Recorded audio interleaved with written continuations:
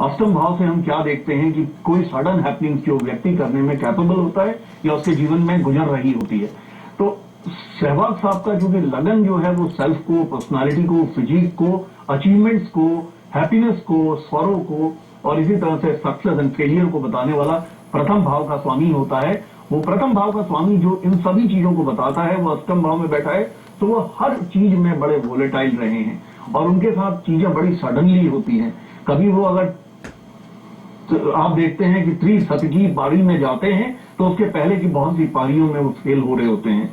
इसके साथ में आप ये कह सकते हैं कि बहुत सडनली उनका या तो राइज होता है या बहुत फॉल होता है और इसी प्रकार से वो बहुत अनप्रिडिक्टेबल होते हैं। तो ये जो इनके लगन के स्वामी चूंकि अष्टम भाव में बैठे हैं तो वो इसलिए उनके बिहेवियर को और उनके काम करने के तरीके को अनप्रिडिक्टेबल बना देते हैं। यानी कि सबसे ज्यादा टफेस्ट जो बॉलर होता है उसकी वो धुनाई करने लगते हैं। जिस बॉलर से सारे बैट्समैन हमारे डर के अपने स्टंप को छोड़ के अलग खड़े हो जाते हैं और एक के बाद एक आप देखते हैं विकेट गिरते चले जाते हैं। तो इस तरीके के बॉलर के सामने भी वो बड़ी बिंदास तरीके से वो बैटिंग करते हैं और उसकी बॉलों को सिक्सर और 6 एंड 4 और वो कॉन्टिन्यूसली उस पे वो स्ट्राइक करने लगते हैं, रन बनाने लगते हैं। तो उनका भी जी आपने बहुत अच्छी बात कही कि बॉलरों की बहुत अच्छी धुनाई करते हैं सहवाग। तो उस समय उस दौरान एक सवाल पैदा होता है कि उस समय सहवाग के सितारे ऊंचाई पर होते हैं या बॉलर के गर्दिश में होते हैं, तो क्या देखिए इसमें किसी के सितारे गर्दिश में या नीचे होने का नहीं होता। हमें ये समझने की जरूरत है कि कुंडली में ग्रहों के बहुत पावरफुल हो जाने की वजह से एक आदमी एक क्षेत्र विशेष में स्किलफुल हो जाता है। यानी कि अगर आप कहें कि डॉक्टर कोई हार्ट स्पेशलिस्ट जो कि बहुत प्रिसीजन के साथ में ऑपरेशन कर रहा है तो आप ये कहें कि पेशेंट बचता है तो पेशेंट के सितारे गर्दिश से बुलंदी पे हैं या डॉक्टर के सितारे बुलंदी पे हैं।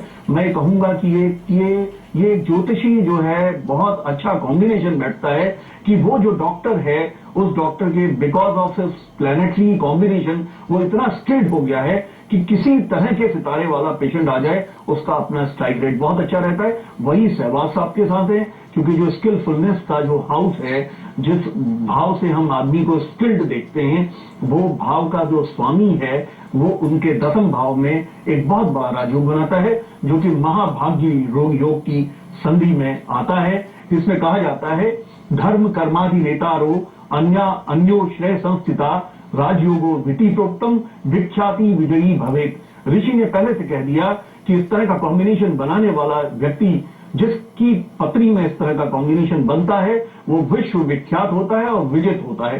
तो वो उस क्षेत्र विशेष में वो बहुत स्किल्ड हो गए हैं और जब आदमी स्किल्ड होता है और उसके सितारे अच्छे चल रहे होते हैं तो ऐसी हालत में वो धुनाई अगर कर रहा है तो वो स्टाइल वो स्किल का पार्ट है, उसका style his style is part of his skill. तो वो तो धुनाई करेंगे ही करेंगे क्योंकि अनप्रिडिक्टेबल उनका लगन का स्वामी बताता है कि उनका बिहेवियर बहुत अनप्रिडिक्टेबल होगा फील्ड में। अच्छा, जैसे आपने एक बात कही कि डॉक्टर के सितारे अगर अच्छे होते हैं, अच्छी दिशा में होते हैं तो वो मरीज का इलाज अच्छी तरीके से कर पाते हैं। यानी क्या डॉक्टर के सितारे मरीज के खराब सितारों की दिशा भी बदल सकते हैं? बिल्कुल। देखिए इसमें दो राय नहीं। इसमें देखिए ये थोड़ा सा आपका ये प्रश्न आपने तो बड़े अच्छे पत्रकार की तरह से आपने बहुत ब्रिलियंट क्वेश्चन पूछा है जो कि 30 वर्ष से ज्योतिष के अध्ययन करने वाले व्यक्ति को भी कटघरे में खड़ा करता है। मैं तो 10 वर्ष से ज्योतिष पढ़ाने में लगा हूं। ये प्रश्न देखिए ये बड़ा हाइपोथेसिस वाला प्रश्न है, लेकिन एक बात मैं आपको बता दूं कि अगर मरीज के सितारे अच्छे होते हैं तो सभी चीजें उसी प्रकार से प्रारब्ध के अनुसार चलने लगती है। यानी कि अगर उस मरीज को किसी सिविल हॉस्पिटल में लेके जाने को किसी का भी विचार नहीं आएगा। यानी कि उसको जो नियरेस्ट हॉस्पिटल पड़ेगा वो एक ऐसा हॉस्पिटल पड़ेगा जहां पे बहुत स्किल्ड डॉक्टर्स होंगे। और जैसे मैंने आपको बताया कि जब भी कभी कोई स्किल्ड होता है तो उसका स्ट्राइक रेट काफी अच्छा होता है। यानी आप जैसे देखिए डॉक्टर नरेश त्रिहान की बात कर लीजिए या डॉक्टर वेणुगोपाल की, इनका जो है फेलियर रेशो बहुत कम होता है क्योंकि हाईली स्किल्ड डॉक्टर्स हैं। इसी वजह से इनके केसेस ज्यादातर सक्सेसफुल होते हैं।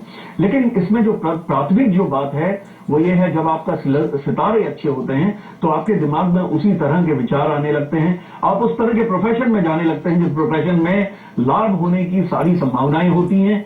जैसे आप एक व्यक्ति का अगर सितारा गर्दिश पे है और कुछ समय के बाद में किसी कंपनी का बबल बस्ट होने वाला है, तो आप समझिए उसको इस तरह की विचारधारा आएगी कि उस कंपनी को ज्वाइन कर ले, और कुछ समय बाद ले ऑफ हो जाएगा या वो कंपनी का प्रोडक्ट फेल हो जाएगा, मार्केट में कंपनी डूब जाएगी, तो उसका अच्छा करियर जो है पूरी तरह से नीचे आ जाएगा।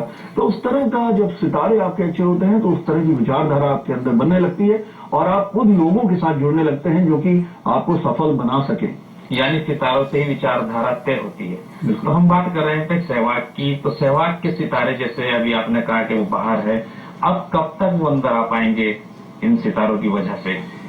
देखिए जी, बहुत अच्छा आपने क्वेश्चन पूछा है। इस समय देखिए जो सहवाग साहब की गुरु की महादशा इसमें चल रही है और सहवाग साहब के गुरु उठ चुके हैं। पहली बात मैं आपको ये बताना चाहूंगा, जो ज्योतिष में जैसे जानकारी हो या ना हो उसे ये समझा देना ही काफी होगा कि कोई भी ग्रह अगर आपकी पत्नी में उच्च का है तो वो पास्ट लाइफ की कर्मा की साइकिल को बताता है। यानी बताता है कि उस गुरु, जो कि गुरु यहाँ पे उच्च के पत्नी में बैठे हैं, इसका मतलब पूर्व जन्म में इस व्यक्ति ने गुरु के क्षेत्र में या धर्म के क्षेत्र में कोई एक ऐसा इतना अच्छा काम किया है कि इस वजह से जब उनका जन्म हुआ तो गुरु उच्च के हैं। तो इन गुरु की भी अगर दशा चल रही है तो वो कभी भी उनका डाउनफॉल नहीं दिखाएगी और उनको बहुत अच्छे रिजल्ट देने में सक्षम है। अब स्थिति यह आती है कि जो उनका अंतर्दशा का जो लॉर्ड है वो केतु है और इस कुंडली के अंदर केतु बुध की राशि में बैठे हैं। देखिए इस कुंडली में मकर लगन के जो जातक होते हैं उनका बुध उनका सस्तेश होता है, नवमेश होता है, और केतु और राहु के बारे में कहा जाता है कि ये तमो ग्रह हैं, यानी कि ये मैलेफिक प्लैनेट्स हैं। ये कहा जाता है यद्यद भाव गतो वापी यद्यद भावेशु संयुतो ततत् फलानी प्रबलो प्रदीशेतान तमोग्रह, यानी ये एम्पलीफायर की तरह वर्क करते हैं जिस भाव विषय पर बैठते हैं। तो केतु इनके थर्ड हाउस के केतु हैं जो कि गुरु की राशि में बैठे हैं और गुरु महादशा के लॉर्ड हैं, गुरु उच्च के हैं सप्तम भाव में। तो केतु ने फल तो अच्छे दे रहे हैं, लेकिन राहु कोई भी ग्रह इसमें ओवर राइट नहीं होता। देखिए ज्योतिष के अंदर अगर कोई ग्रह खराब योग बनाता है तो वो खराब योग भी हमारे को दिखाई पड़ता है, और कोई अच्छा योग बनता है तो वो अच्छा योग भी दिखता है। तो ज़ैदी साहब भी एक बात ये देखिएगा कि कोई चीज ओवरराइट चूंकि नहीं होती, तो आप देखिए जिस समय मां को खोया था राजीव गांधी ने, वो उनके अपने ही सिक्योरिटी वालों ने उनको मारा था, तो कितना बड़ा शॉक लगा होगा एक बेटे को, कितनी दुखद घटना थी। लेकिन उसी के साथ में चूंकि राजयोग बनाने वाले ग्रह आ गए थे तो उन्होंने क्या किया कि उसी समय पे उनको राजगद्दी भी दे दी, उनको प्राइम मिनिस्टर बना दिया। तो देखिए कोई चीज ओवरराइट नहीं होती। यानी कहने का मतलब है कि ज्योतिष में अगर कोई ऐसा ग्रह है जो कि निकृष्ट है और खराब रिजल्ट देने वाला है, तो एक तरफ से बहुत दुखद घटना हुई बेटे की लाइफ में मां का छूट जाना, और एक बहुत सुखद घटना हुई कि उनका प्राइम मिनिस्टर बन जाना। तो वो ग्रह दोनों तरह के फल देते हैं। तो यहां सहवाग साहब के केस में भी चूंकि केतु का अंतर आया है और केतु एक मैलेफिक प्लैनेट है, और तीसरा भाव जो है त्रिषडाय का भाव है, यानी पाप भाव है। इसमें कहा जाता है सर्वे त्रिकोण नेतारो ग्रहा शुभ फल प्रदा पतिय त्रिषडाय नाम यदा पाप फल प्रदा, यानी कहने का मतलब जो तीसरा, छठा और 11वां भाव है ये बहुत पापी भाव माने जाते हैं।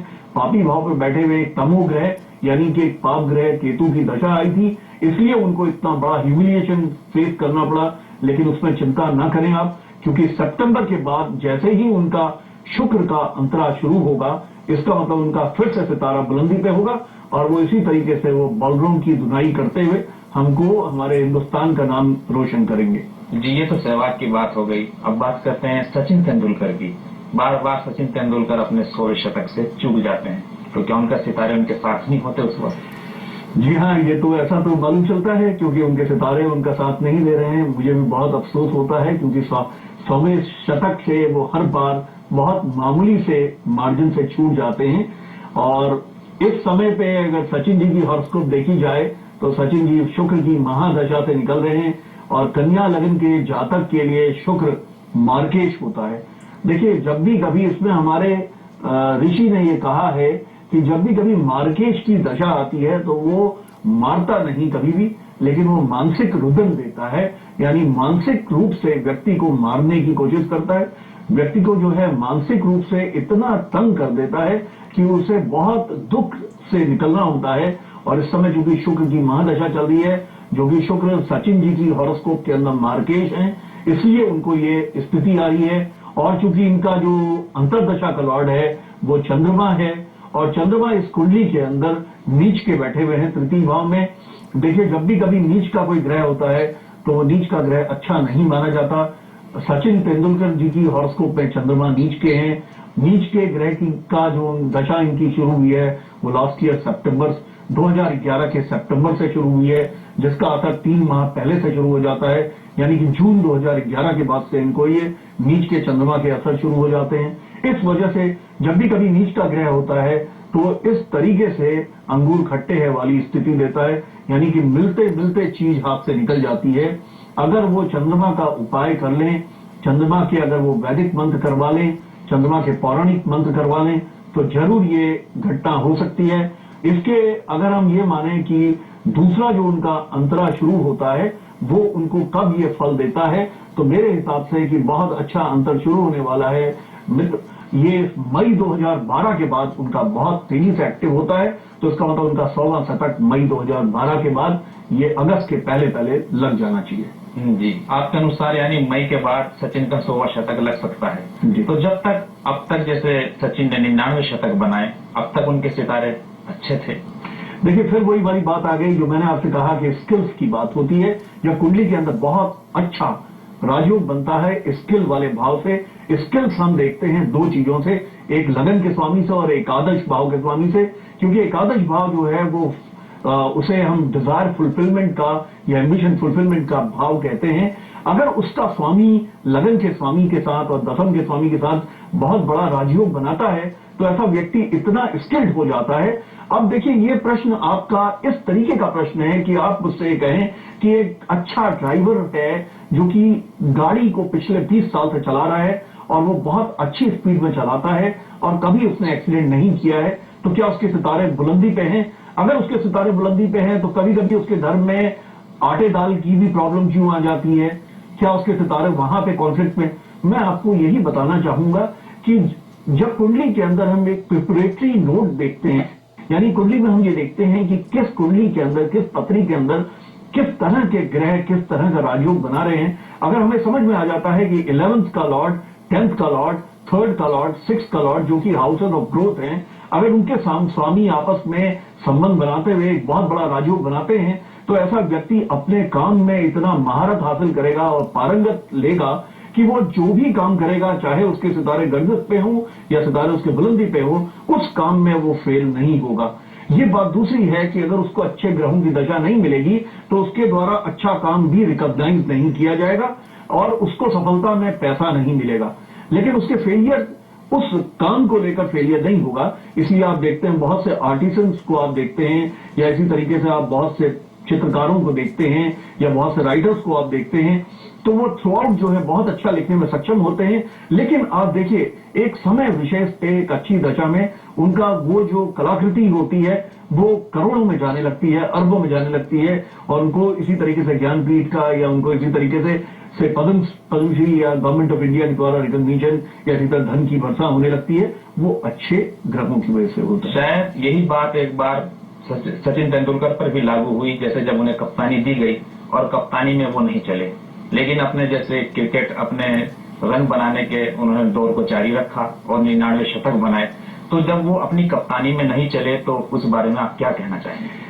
देखिए, कप्तानी के लिए जो है हम 10th हाउस की स्ट्रेंथ को देखते हैं, क्योंकि 10th हाउस, इसके अलावा हम शुक्र की भी स्ट्रेंथ को इसमें देखते हैं, क्योंकि शुक्र से हम पब्लिक रिलेशंस देखते हैं या टीम मैनेजमेंट देखते हैं। देखिए, शुक्र सचिन जी के जो शुक्र हैं वो सूर्य के साथ में अष्टम भाव में बैठे हैं और वो पूरी तरह से कंबस्ट हो गए हैं, यानी कि सूर्य इसमें 6 डिग्री 47 मिनट के हैं और शुक्र 9 डिग्री 33 मिनट के हैं, और दोनों के दोनों ग्रह अष्टम भाव में बैठे हैं। इसमें सूर्य जो कि यश और यश वृद्धि के कारक हैं, उनको ये दोष नहीं लगता अष्टम में बैठने का।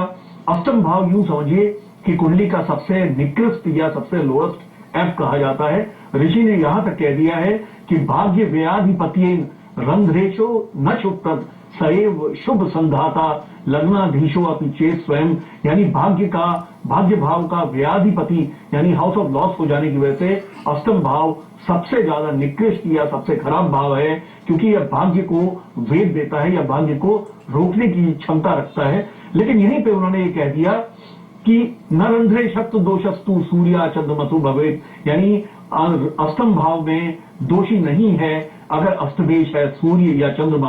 तो यहां पे दो ग्रह उनके अष्टम भाव में बैठे हैं, एक तो सूर्य और एक शुक्र।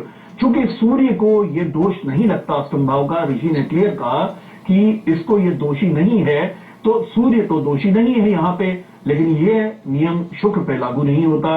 और जैसे मैंने आपसे कहा, भाग्यता व्याधि भाव होने की वजह से अष्टम भाव बहुत कमजोर भाव है, वहां पे सचिन जी के शुक्र बैठे हैं। और शुक्र चूंकि मैनेजमेंट के प्लेयर होते हैं, और शुक्र से व्यक्ति का पब्लिक रिलेशन देखा जाता है, वो किस तरीके से दूसरे लोगों को मोटिवेट करने में सक्षम है पूरी टीम को, जो कि धोनी, महेंद्र सिंह धोनी जी की अगर आप हॉरोस्कोप देखें तो उसमें वो शुक्र उच्च के हैं और वो चतुर्थ भाव मान सम्मान के भाव में बैठे हुए हैं। इस वजह से महेंद्र सिंह धोनी सभी प्लेयर्स को साथ में लेकर बहुत मोटिवेट करने की पोजीशन में रहते हैं। तो सचिन जी इस वजह से एज ए कैप्टन बहुत ज्यादा सक्सेसफुल नहीं हो पाए। वैसे उनका नेचर बहुत अच्छा है, वो बहुत फ्रेंडली हैं, लेकिन मोटिवेट करने के लिए आपको कैरेट एंड स्टिक पॉलिसी, एक अच्छे मैनेजर के रूप में होने के लिए, एक अच्छे कैप्टन के रूप में होने के लिए आपको एक अच्छी carrot and stick policy use करनी होती है। यानी कि प्लेयर्स आपको इक्वल तो माने, लेकिन इक्वल के अलावा वो आपको थोड़ा सा बड़ा भी माने, अपने से बड़ा माने और आपकी बातों को सुने। अगर वो कोई इनडिसिप्लिन की घटना करें तो उस पर वो आपसे डरेंगी और आपकी बात भी सुने, तो साथ में आप उन्हें प्यार से मोटिवेट भी करें। तो वो क्षमता शुक्र के द्वारा आती है, और शुक्र अष्टम भाव में बैठे हैं इसलिए वो फेल हो गए, और महेंद्र सिंह धोनी इस चीज में हमेशा सक्सेसफुल होते हैं। ये बात जैसे आपने महेंद्र सिंह धोनी की बात की, तो अभी कुछ दिन पहले महेंद्र सिंह धोनी काफी आलोचना भरे दौर से गुजरे हैं, काफी आलोचनाएं हुई उनकी कप्तानी को लेकर। तो क्या उनके समय उनके सितारों की दिशा बदली? देखिए रवि साहब, मैं आपको ये बताऊं कि हमेशा कोई भी राजा की कुंडली हो, रंग की कुंडली हो, प्राइम मिनिस्टर की कुंडली हो या एक मजदूर की कुंडली हो, हर एक की कुंडली में कुछ अच्छे योग होते हैं और कुछ खराब योग होते हैं। देखिए भगवान जो है बहुत ज्यादा न्यायप्रिय है, इसलिए उन्होंने 9 के 9 ग्रह गरीब की कुंडली में भी दे दिए, और उसने वो 9 के 9 ग्रह राजा की कुंडली में भी दे दिए। उसने वो 12 भाव गरीब की कुंडली को में भी बनाए हैं, और वही 12 भाव उसने अमीर की कुंडली में भी बनाए हैं भगवान ने। उस 12 में से 12वां भाव जो है वो व्यय का भाव कहा जाता है, लॉसेस का भाव कहा जाता है। महेंद्र सिंह धोनी उस समय पे लॉस के भाव की दशा से गुजर रहे थे। इस वजह से क्या हुआ कि उन्हें लॉसेस इन रेपुटेशन हुए, उनको ऐसे लॉस हुए जिससे कि आप जैसे पत्रकार इस बात पे सोचने को मजबूर हो गए कि इतने सक्षम मैनेजर, इतने सक्षम प्लेयर और इतने सक्षम टीम लीडर के जो कि भारत को वर्ल्ड कप जिताने में सक्षम रहे हैं, वो इस तरीके से कुछ बिहेवियर, उनका इस तरीके का क्रिटिकल बिहेवियर क्यों हुआ, क्यों वो इस तरह का हुआ कि उनको उनकी छवि थोड़ी सी धूमिल हुई और वो बायस हुए। देखिए जब भी कभी 12वें लॉर्ड की जब दशा आती है तो व्यक्ति को वो उसी तरह का इंसिनुएशन या मोटिवेशन या इस तरह की विचारधारा वो ग्रह देने लगता है, जिसमें व्यक्ति जाने अनजाने में कोई ना कोई त्रुटि करने लगता है, और वही त्रुटि उनसे हुई और उस त्रुटि के चलते उनका नाम खराब हुआ। लेकिन आप चिंता न करें, और फिर वो उनकी दशा वो जो है निकलने लगी है। मेरे हिसाब से महेंद्र सिंह धोनी साहब बहुत अच्छा करेंगे आगे आने वाले वर्षों में, और वो अपनी गलती का भी उनको एहसास हो जाएगा। और वो कुछ ग्रहों का मामला है और कुछ उनका अपना भी, आदमी हमेशा लर्न करता है अपनी पास के एक्सपीरियंसेस से। तो ऐसा नहीं है कि जैसे जैसे नॉलेज का दायरा बढ़ता है ग्रहों का भी इंटरफेरेंस थोड़ा कम होता है। ऐसा नहीं है कि सब कुछ ग्रह ही चलाते हैं, कुछ तो व्यक्ति के हाथ में भी भगवान ने छोड़ा है। इसीलिए जब हम अच्छे कर्म करते हैं, लोगों को खुश रखते हैं, जब हम लोगों को क्रिटिसाइज नहीं करते, आलोचना नहीं करते, तो हम स्वयं पॉपुलर होते जाते हैं। जी बहुत शुक्रिया अंकित भंडारी साहब आपका हमारे स्टूडियो में आने के लिए। तो ये थे भंडारी साहब जो कि नई नई जानकारियां और ग्रहों की दिशा बता रहे थे हमारे क्रिकेटरों के बारे में। सारी बातों को अगर समेटा जाए तो एक ही निष्कर्ष निकल कर सामने आता है, कभी कभी इंसान का कर्म भाग्य के सितारों को बदलने पर मजबूर कर देता है, और कभी कभी भाग्य का सितारा इंसान के जीवन पर भारी पड़ जाता है। कर्म करते रहिए, भाग्य खुद ब खुद बनता जाएगा, सितारों की दिशा खुद ब खुद सही होती जाएगी। देखते रहिए खोज इंडिया। ऐसे हम लाते रहेंगे आपके सामने अनोखी खबरें, मजेदार बातें। देखते रहिए खोज इंडिया।